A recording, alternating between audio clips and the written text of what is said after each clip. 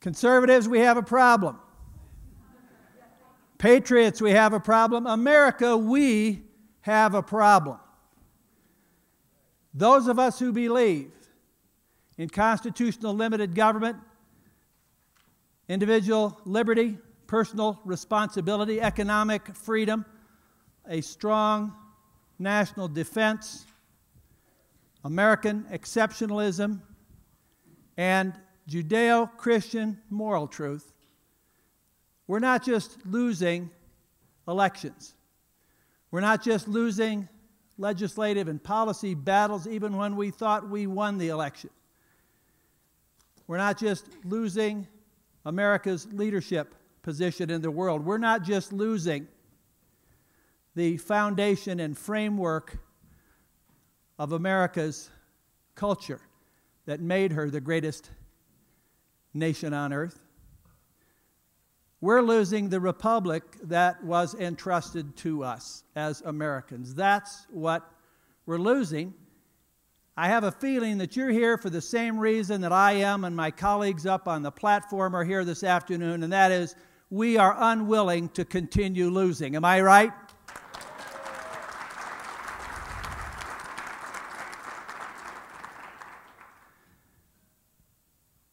We are losing ultimately in the battle of ideas.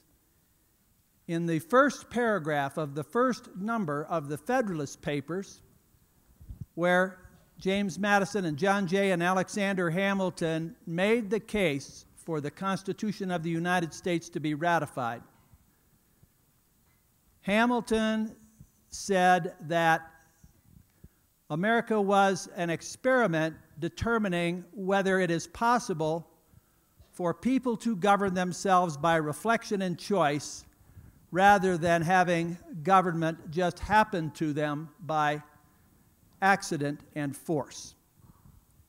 And at this point, a detached historian or observer would have to register great concern as to whether, by that definition of the battle of ideas in a free society in the American Republic, we are not losing and our losses compounding dangerously toward a point of no return.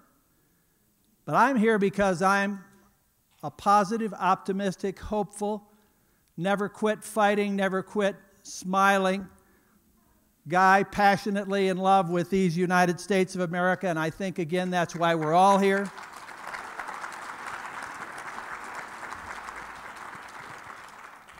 And we are here to counteract mushy thinking and a debased vocabulary, and indeed forbidden words that are banned from our vocabulary, and other words that we are told we must say whether we mean them or not.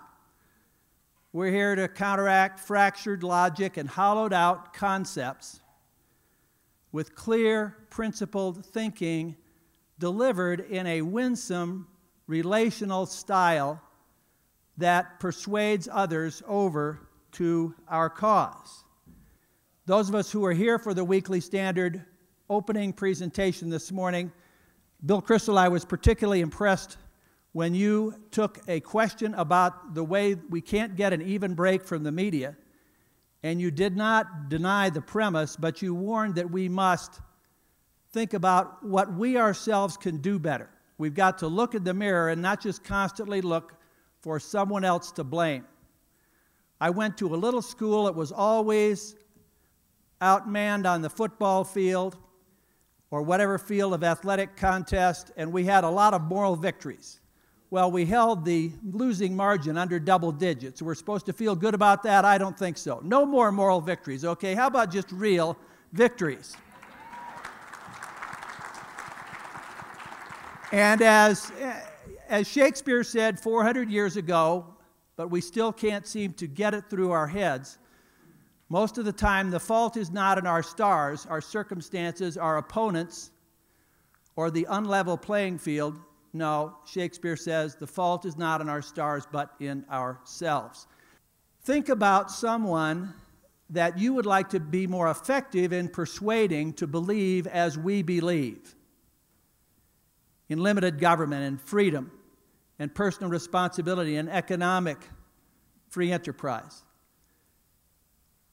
Put a name and a face on that individual. Maybe it's a coworker. Maybe it's someone who lives across the street. Maybe it's someone you go to church with or synagogue. Maybe it is a nephew or a niece, or heaven forbid, even your own son or daughter who went away to college and had the Mark Twain experience of suddenly thinking that the mom and dad didn't know a darn thing after all. You'd like to win them back over. Krista and I, as we pose hypotheticals in the discussion this afternoon, my co-moderator, whom you'll meet in a minute, we're not going to give you the extreme case. You don't have to pound any sense into Alan Combs' skull. That would be hopeless. You don't have to bring around Rachel Maddow to think about Sarah Palin. Well, still more hopeless, right? No, but you can put a name and a face on that individual right now, and let that be part of our exercise for the afternoon, that Jill or Mike or whoever you're thinking of, how can I more effectively and winsomely, not just winningly, but winsomely, with a little bit of charm, make the case? At least pull them my direction if I don't bring them all the way over. Give them something to ponder on. Make them, as the Melanie Sturm column in the not exactly conservative-minded Aspen Times says, make them think again, think again. And that's where conversions begin. That's where coalitions get built.